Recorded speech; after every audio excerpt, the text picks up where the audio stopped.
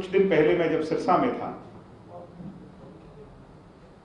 तो मैंने देखा कि किसानों के कुछ नेता, एसकेएम के नेता योगेंद्र यादव जी, चदूनी जी निरंतर आकर के हमारी सरकार पर और विशेष तौर पर दुष्यंत चौटाला जी पर, कहना तो नहीं चाहिए मगर स्वयंभू किसानों के नेता जो शायद खुद खेती नहीं करते होंगे मगर किसान अपने आप को कहते हैं, वो हमला करते हैं, बार बार हमला करते हैं। और इस बार इस हद तक उनने कुछ बातें कही जिसका माकूल एनवायरनमेंट में जवाब देना हमारी भी जिम्मेवारी है। अगर नहीं देंगे तो बहुत सारे लोगों को मिसकंसेप्शन होंगी, गलतफहमी पैदा होंगी। यानी वो जो उनका टारगेट है लोगों को भड़काने का, उसमें वो कामयाब। मैं लंबा चौड़ा समय ना लेकर के, आपने ये तो देख लिया, मैंने कहा था यादव साहब से कि ये पिक एंड चूज की राजनीति आप बंद करो। सबको एक नजर से देखें, या तो अगर वो सरकार का विरोध कर रहे हैं, सरकार में बैठे लोगों का विरोध कर रहे हैं, तो एक नजर से देखें। ये जो पिक एंड चूज की राजनीति है, ये दिखाता है कि विपक्षी दलों के स्पॉन्सर्ड एजेंट ये लोग जो हैं, जिनके मैंने नाम आप लोगों के बीच में लिए, ये सिर्फ और सिर्फ व्यक्ति विशेष को टारगेट कर रहे हैं। इस मूवमेंट से इनका बहुत दूर का कोई नाता नहीं है। ये तो सिर्फ और सिर्फ एक आदमी को डिफेम कैसे किया जाए, उसकी समाज में राजनीतिक इमेज कैसे गिराई जाए, वो टारगेट लेकर के चल रही है।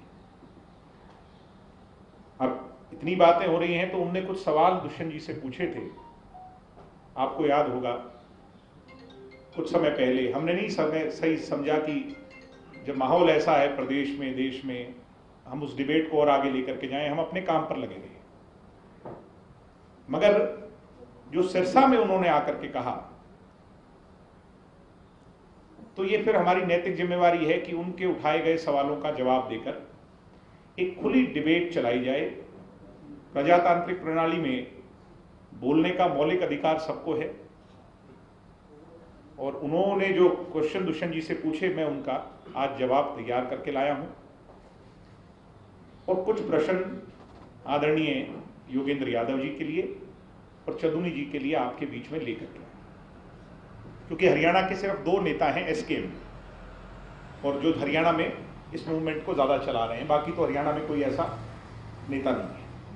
उन्होंने कहा, क्या आप या आपकी पार्टी ने इन तीनों कानून में किसी बदलाव की मांग की थी क्या? जननायक जनता पार्टी किसानों की हितैषी पार्टी है,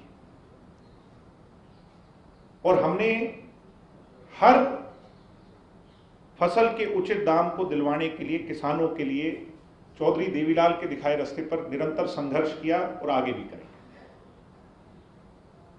हमने उन तमाम मांगों, जो बदलाव सरकार से इन लोगों ने किए इस मिशन को शुरू करते हुए, हमने निरंतर उस बात का पक्षधर होकर के किसानों की हिमायत करी है। आज इस प्रेस कॉन्फ्रेंस के माध्यम से हम सब लोग इस बात के फिर भी पक्षधर, दोबारा अगर कोई कंफ्यूजन ना रह जाए, इस बात के पक्षधर हैं कि कानूनों में जो किसान के हित की चीजें नहीं हैं उनमें बदलाव होने चाहिए। ये बात मैं क्लैरिफाई करता हूं। तो पहला क्वेश्चन का मेरे हिसाब से आंसर मैं आपके सामने रख चुका हूं। क्या भाजपा सरकार ने अध्यादेशों को लाने से पहले आपकी पार्टी से कोई राय ली थी? ये दूसरा प्रश्न था उनका। आप सब जानते हैं कि ये केंद्र के कानून है, लोकसभा राज्यसभा में पारित हुए, सेंटर के अधीन ये सारा मामला था।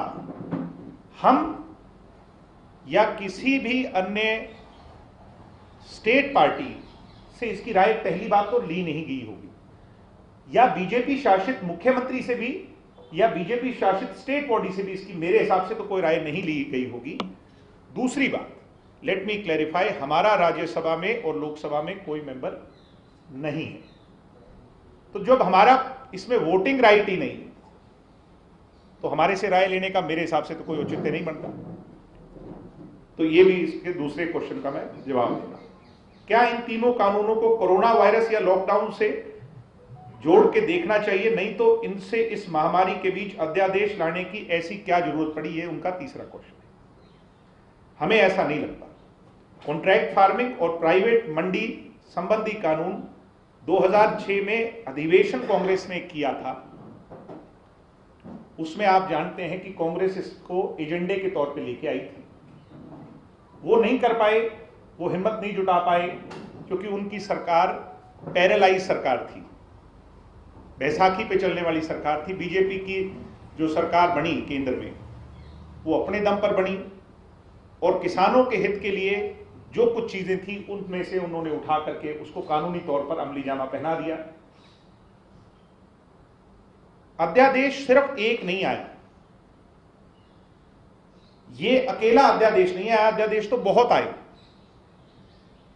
तो इन महोदय का इसको ही जोड़ करके देखना कि ये अध्यादेश, कोरोना के बीच में तो बहुत अध्यादेश आए, उस पर तो कभी महोदय ने चर्चा नहीं की।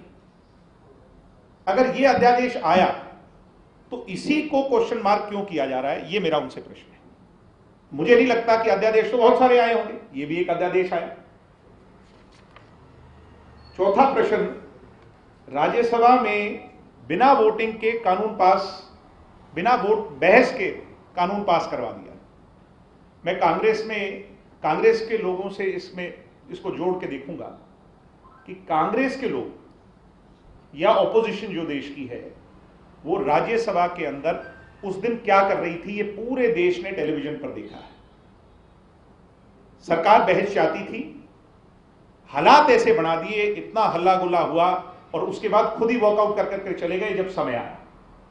यानी ये सवाल हमसे ना कर करके, दुष्यंत जी से ना कर करके, महोदय योगेंद्र यादव को ये सवाल कांग्रेस से करना चाहिए, मैं ये मानता हूं। अगर इन कानूनों से एमएसपी का कोई खतरा नहीं, तो एमएसपी को कानून में शामिल क्यों नहीं किया जाना चाहिए, पांचवा प्रश्न है। बड़ा हास्यास्पद है, हरियाणा में दुष्यंत चौटाला जी का जो महकमा है, वो सबसे ज्यादा फसलें इस देश के अंदर एमएसपी पर खरीद रहा है, और एमएसपी की गारंटी दुष्यंत चौटाला खुद है हरियाणा में, मैं लिख के दे रहा हूं ये बात। और कानून बनाने की बात जहां तक आती है, डॉक्टर अजय सिंह चौटाला, हमारे संस्थापक, हमारे राष्ट्रीय अध्यक्ष, इस बात को कह चुके हैं कि हम इसके लिए तैयार हैं केंद्र से बात करने को। केंद्र की सरकार भी इस बात को मान चुकी थी। आपको यह बात याद होगी, जब पीयूष गोयल जी ने प्रेस कॉन्फ्रेंस की, ब्रीफ किया मीडिया को, देश के कृषि मंत्री ने ब्रीफ किया, लगभग जब 11 दौर की बातचीत चली, एमएसपी पर बात बन चुकी थी। तो ये सवाल हमारे से ना पूछ करके, महोदय आप पंजाब के लोगों से पूछो, राजस्थान से पूछो, अन्य प्रदेशों से पूछो जहां पर विपक्षी दलों की सरकार है, कि एमएसपी की गारंटी तुम क्यों नहीं दे रहे। जहां दुष्यंत चौटाला 11 फसलों की एमएसपी की गारंटी दे रहा है, वहां आप अन्य राज्य क्यों नहीं देते। आवश्यक वस्तु कानून में बदलाव कर कंपनियों को जमाखोरी की खुली छूट देने से किसानों का कैसे फायदा होगा। क्या कंपनियों को किसान व कंज्यूमर दोनों को लूटने का अधिकार दिया गया है, यह उनका क्वेश्चन है। कानून में साफ लिखा है कि आपात स्थिति में केंद्र सरकार नए कानून पर रोक लगा सकती है। आवश्यक वस्तुओं पर भंडारण व बिक्री अपने हाथ में ले सकती है। यह प्रावधान भी है कि अगर बागवानी की किसी वस्तु की खुदरा कीमत बाजार रेट से 100% और डिब्बा बंद, यानी जो डिब्बा पैक आते हैं, उनकी 50% की बढ़ोतरी हो जाए, तो ये छूट खत्म कर दी जाए और सभी को अपना स्टॉक सरकार के अधीन करना पड़ेगा। पीडीएस या डिपो धारकों के सिस्टम पर नए कानून का कोई असर नहीं होगा, ये बात भी बड़ी क्लियरली लिखी गई है। फिर भी अगर कोई दिक्कत है इसमें, मैं महोदय से कहूंगा कि हम खुले तौर पर तैयार हैं, वो हमें दिक्कत बताएं और हम केंद्र की सरकार से बड़े खुले तौर पर, खुले दिल से आपकी जो बात है, किसानों की अगर आप बात करते हैं, वो बात रखने को तैयार हैं। इसमें और भी बदलाव आना चाहिए तो हम उसके लिए भी तैयार हैं। नंबर 7, बिना टैक्स दिए कंपनियों को मंडी से बाहर खरीद की छूट और मंडी में खरीदार पर भारी टैक्स, मंडी को खत्म करने का एजेंडा नहीं है क्या? ये उन्होंने हमारे से पूछा है। मंडी में जो टैक्स लगता है वो बहुत मिनिमम होता है। वो मंडी की डेवलपमेंट, सड़कें बन जाए, शेड बन जाए, पीने के पानी की व्यवस्था हो, लेबर को दिक्कत ना हो, किसानों को दिक्कत ना हो, सिर्फ उसी के काम पे यूज आता है और किसी काम पे यूज नहीं होता। ये शायद उनको नहीं पता होगा, मैं बता दूं। प्राइवेट कंपनियां जब मंडी बनाएंगी, सरकार ऑलरेडी इतने बड़े बड़े टैक्सेस उन पर लगा रही है जो शायद योगेंद्र यादव जी को पता है, उसके बावजूद भी वो उसकी चर्चा नहीं करना चाह रहे इसमें। तो ये क्लैरिफाई हो जाता है। 7वां पॉइंट, फसल पकने से पहले कंपनियों से एग्रीमेंट के नाम पर किसान से दस्तखत कराना, उसकी अपनी लूट पत्र और मोहर लगवाना ना होगा। क्या किसान बड़ी कंपनियों के हक ले पाएगा? एक बात बहुत स्पष्ट कह दी गई कानून के अंदर, किसी भी किसान से उसकी जमीन नहीं ली जाएगी। कॉन्ट्रैक्ट फार्मिंग इससे पहले भी हो रही है, हरियाणा में हो रही है, पंजाब में हो रही है, हिमाचल में हो रही है, अन्य प्रदेशों में हो रही है।